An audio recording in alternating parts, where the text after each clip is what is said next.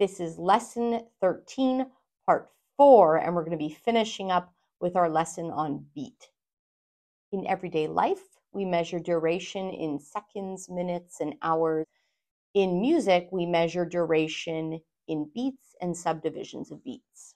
Remember that beat is a recurring pulse in music. It's predictable, just like a second hand on a clock. It's not affected by anything else going on around it. We can use a metronome to help us learn to externalize and internalize a pulse or a heartbeat. We can have a slow or a fast pulse, and the metronomes will be measuring beats per minute.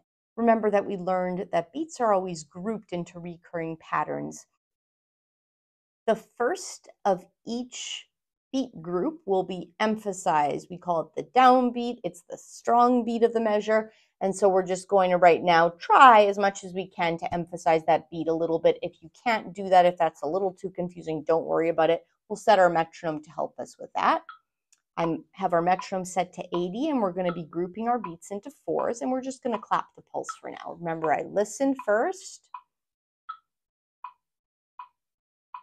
1, 2, ready, clap.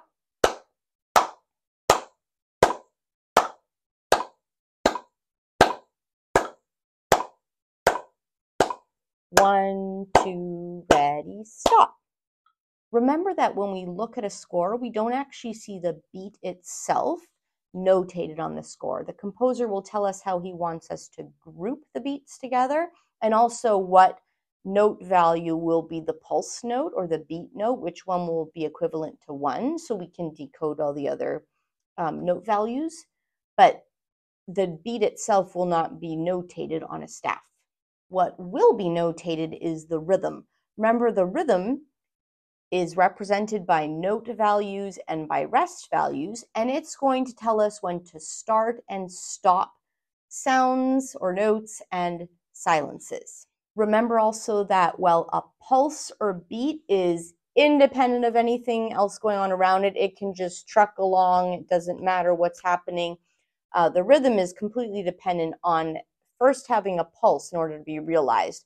So if we have a note that needs to be held for 4 beats, it could be 1, 2, 3, 4 if it was a fast pulse, or it could be 1, 2, 3, 4 if it was a slow pulse, and obviously those are very different durations. So we absolutely need a pulse in order to be able to realize the rhythm, or another way of saying that is that the rhythm is dependent on the pulse.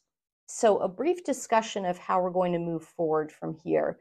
We've been putting the beat in our hands so far and putting the rhythm in our mouths.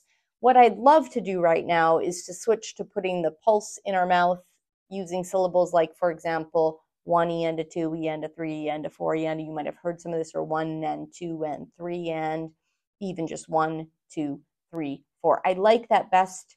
And then putting the rhythm in our hands, especially for instrumentalists, but it's really hard to implement, I think, in this setting. I've debated how to do that, and I just can't figure out a good way to do it. In this context, what we're going to do instead is continue keeping the beat in our hands, or marching, or in your feet if you want to. But we're going to keep the rhythm in our mouths, and we're going to use something called Gordon rhythm syllables. So from here on out, our beat note is going to be do. Okay, so if we see a 1 beat note, we'll say do.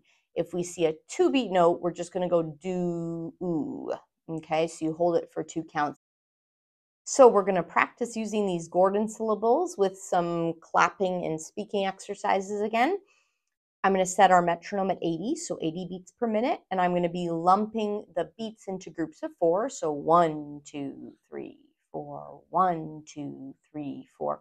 And we're going to say 4 1 beat notes. So we're going to say that with do. Do will represent a 1 beat note. So let's start our metronome. I'm just listening to the beat to internalize it. 1, 2, ready, clap. Just get this going. And then we're going to do 4 1 beat notes. 1, 2, ready, speak. Do, do, do, do. Do that again. 1, 2, ready, speak. Do, do, do, do. For our next example, we're going to do 4 2-beat notes. So for that, we'll just say do, basically hold it for 2 beats, but we use the same do sound. Again, metronome at 80, beats grouped into 4s just to keep things simple. First we listen, then we clap. 1, 2, ready, clap. 4 2-beat notes. 1, 2, ready, speak. Do, do, do, do. And we're going to do that again. 1, 2, ready, speak. Do, do, do, do. Last example, we're going to do a 2-beat note followed by a 2-beat rest. For the rest, we're just going to be silent, but remember that the pulse continues through that rest. That's how we know that 2 beats have gone by and we're ready to start our next do. So again, 2-beat note will be do, and we're going to do that pattern 3 times. 2-beat rest, followed by a 2-beat note, 3 times in a row. Metronome at 80, again, beats are grouped into 4. 1, 2, ready, clap.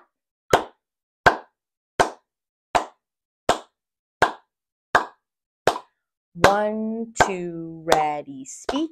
Do, do, do. And then we'll do that whole thing again. So a 2-beat note followed by a 2-beat rest. We do it 3 times. 1, 2, ready, go. Do, do, do. All right, we're back to Unit 2, which is our rhythm unit, Lesson 5, beats. We're going to continue reading where we left off. If a quarter note gets 1 beat, how many beats are there in this measure? Okay, so first of all, we know it's a measure because there's a bar line here and there's a bar line here, and we know that this area in between is called a bar or a measure. Okay, now he gives us important information. A quarter note gets 1 beat. So we always return to this note or rest value pyramid. We have a quarter note. We know this is 1 beat. So we also know that a quarter rest is going to be 1 beat, right? And then from there, we know that a half note must get 2 beats and a whole note must get 4 beats. And likewise, they're equivalents, right? A whole rest will get 4 beats, just 4 beats of silence. And then 2 beats will be a half rest. It's that light hat, remember, that sits on line 3. And then we have half a beat, just half a beat for an 8th note that we see. This is a quarter note, a filled-in note head with a stem. So we're going to give that 1. And here's another quarter note on space 2, so we'll give that another 1. And a quarter note on space 3, so we'll give that another 1. Plus we have, that's a quarter rest. Okay, so there are 4 beats in that measure. So he says if a half note gets 1 beat, how many beats are there in this measure? Okay, so there's our decoding information. Half note gets 1 beat, and again, this is a measure because there's a bar line here and a bar line here.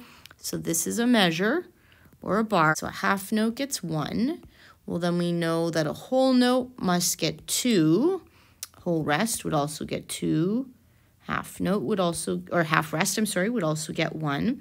Okay, so we know a quarter note is worth just half of a beat. Same with a quarter rest, just half of a beat of silence. And then just a quarter of a beat for an 8th note. Quarter of a beat of silence for an 8th rest. We have a half note because it's an open note head and a stem, right? So this is just 1 beat. Okay. And now we have a quarter note. Well, a quarter note's actually just half a beat. It's not even a full beat. And then another quarter note. Okay, so we add those together, and there's just actually 2 beats in that measure. He says if an 8th note gets 1 beat, how many beats are there in this measure? So again, here's our decoding information. 8th note gets 1 beat, right?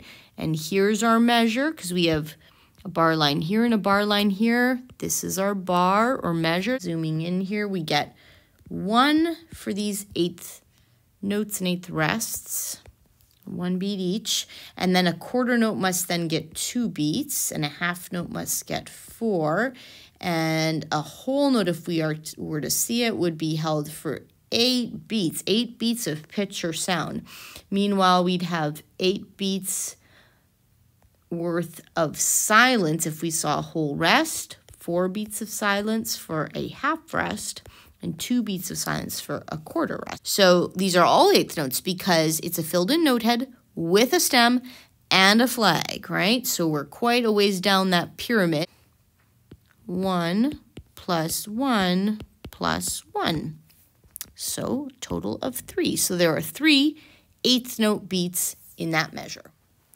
In the staff below, a quarter note gets 1 beat. So here's our information as to what our pulse or beat note is. Place bar lines after every 3 beats. So there, J. Althouse is telling us how he wants us to group our beats. Okay, so let's first of all do our math here so we can give a specific beat assignments to each of these note values. Because we know they're fixed relative value, we know that if a quarter note is 1 beat, quarter rest is 1 beat. Now we know that a half note must be 2 beats because it's worth twice as much as a quarter note. And a whole note gets 4 beats because it's worth 4 times as much as a quarter note. And an eighth note gets half a beat. And again, the equivalent silences, right? The equivalent rest values. Okay, now we're ready to go back. So we see our bass clef here. All right, so he says in the staff below, a quarter note gets 1 beat, place bar lines after every 3 beats. Okay, so our half note would get 2. Our quarter note gets 1. That's 3, put a bar line. We get 1 for a quarter note, 1 for a quarter note, and 2 eighths notes together. It's a half a beat plus a half a beat, so that together is 1. And again, notice how they're beamed together to kind of help us see that visually. Then we put a bar line. We have 2 beats for a half note, 1 beat for a quarter note, bar line. 1 beat for a quarter note, 1 beat for a quarter rest, 1 beat for a quarter note. So that's the end of that guy. And then 1 beat for a quarter note, 1 beat for a quarter rest, 1 beat for a quarter note, bar line. In the staff below, a quarter note gets 1 beat. Okay, so again, now we know what our pulse or our beat note is.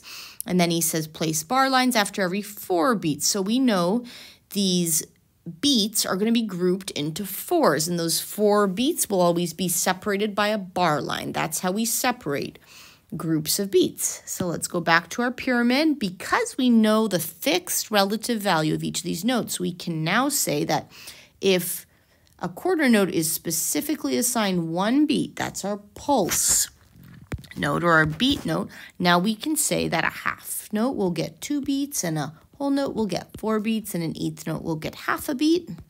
And the rest equivalents, an eighth rest will be held for half a beat of silence. Half rest will get 2 beats of silence and a whole rest will get 4 beats of silence.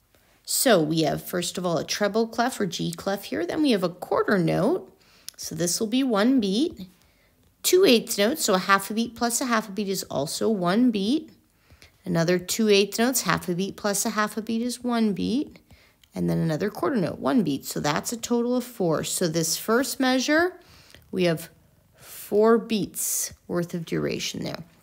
We have another quarter note, 1, quarter rest, 1, quarter note, 1, 2 eighth notes beamed together is 1 total. Bar line, another 4 beats in this measure.